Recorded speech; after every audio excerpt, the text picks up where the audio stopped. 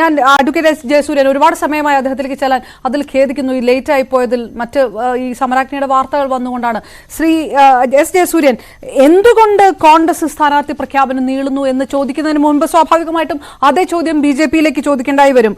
BJP-ക്ക് തൃശ്ശൂരിൽ മാത്രം സ്ഥാനാർത്ഥി മതി എന്നുള്ളൊരു തീരുമാനമൊന്നും എടുത്തിട്ടില്ലല്ലോ അല്ലേ? BJP-യുടെ സ്ഥാനാർത്ഥി നിർണയത്തെ സംബന്ധിച്ചുള്ള വാർത്തകൾ ഏതാനും മണിക്കൂറുകൾക്കുള്ളിൽ നിങ്ങൾക്ക് സംപ്രേഷണം ചെയ്യാൻ അവസരമുണ്ടാവും. ഏതായാലും ഞാൻ അപർണയെ അഭിനന്ദിക്കുകയാണ് ഈ ഒരു വിഷയം ഇന്ന് ചർച്ചയ്ക്കെടുത്തത്. കാരണം ഇത് വളരെ സുപ്രധാനമായ ചർച്ച നടക്കേണ്ട ഒരു സംസ്ഥാനം കേരളമാണ്. കോൺഗ്രസ് എന്ന് പറയുന്ന പാർട്ടിക്ക് 2 അക്കം തികച്ച് MP-മാരെ സംഭാവന ചെയ്ത ഇന്ത്യയിലെ ഒരേ ഒരു സംസ്ഥാനം, അതാണ് കേരളം. വേറെ ഒരു സംസ്ഥാനത്തും 2 അക്കം തികച്ച് MP-മാരുണ്ടായിട്ടില്ല.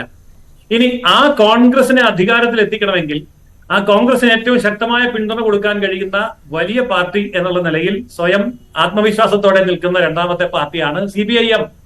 ആ CPIM-ന് കോൺഗ്രസിനെ ഒന്ന് സഹായിച്ച് പ്രധാനമന്ത്രി പദത്തിൽ എത്തിക്കണമെങ്കിൽ വേറെ ഒരിടത്തൊന്നും സീറ്റ് കിട്ടാനില്ല, അതും കേരളത്തിൽ നിന്ന് തന്നെ കിട്ടണം. ഈ സാഹചര്യത്തിൽ ഇവർ രണ്ടുപേരും ഇന്ത്യ മുന്നണിയുടെ ഘടകകക്ഷികളാണ് താൻ. അങ്ങനെയെങ്കിൽ ഈ ഇന്ത്യ മുന്നണിയിലെ ഘടകകക്ഷികൾ ഈ കേരളത്തിൽ എന്തിനാണ് തമ്മിൽ തല്ലി അവരുടെ ചാൻസ് കളയുന്നത്? കാരണം ഇവരുടെ രണ്ടുപേരുടെയും പൊതുലക്ഷ്യം BJP-യെ താഴെ ഇറക്കുക, നരേന്ദ്രമോദി വീണ്ടും അധികാരത്തിൽ വരുന്നത് തടയുക.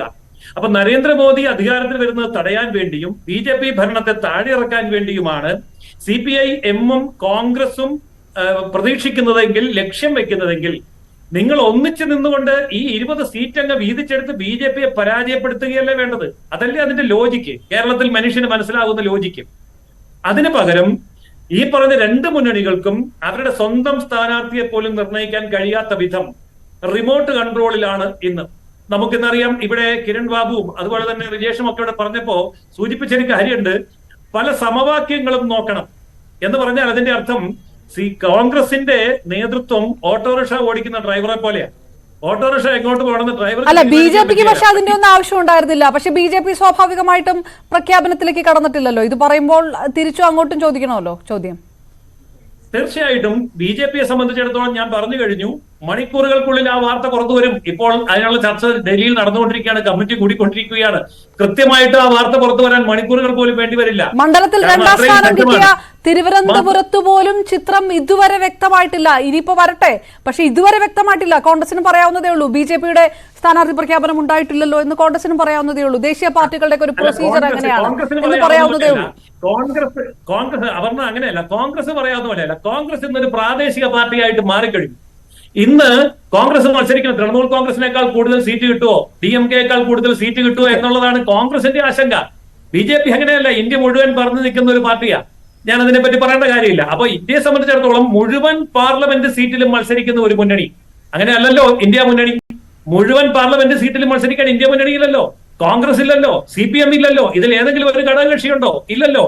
അപ്പോൾ മുഴുവൻ പാർലമെന്റ് സീറ്റിലും മത്സരിക്കുന്ന ഒരു മുന്നണിയെ സംബന്ധിച്ചിടത്തോളം അതിന്റെ നടപടിക്രമങ്ങൾ പൂർത്തിയാക്കി ഇന്ന് രാത്രി തന്നെ അതിന്റെ പ്രഖ്യാപനം വരും. സംശയമൊന്നും വേണ്ട ആ കാര്യത്തിൽ. പക്ഷെ കോൺഗ്രസ് അങ്ങനെയല്ല. ആകെപ്പാട് ശ്രദ്ധിക്കേണ്ടത് 2ഓ 3ഓ സംസ്ഥാനമാണ്. അത് ഇപ്പൊ കേരളമാണ് ഏറ്റവും കൂടുതൽ സീറ്റ് കിട്ടുന്ന കോൺഗ്രസിന്റെ സംസ്ഥാനം. അവിടെ തന്നെയാണ് CPM-ന് ഏറ്റവും കൂടുതൽ സീറ്റ് കിട്ടുന്നത്.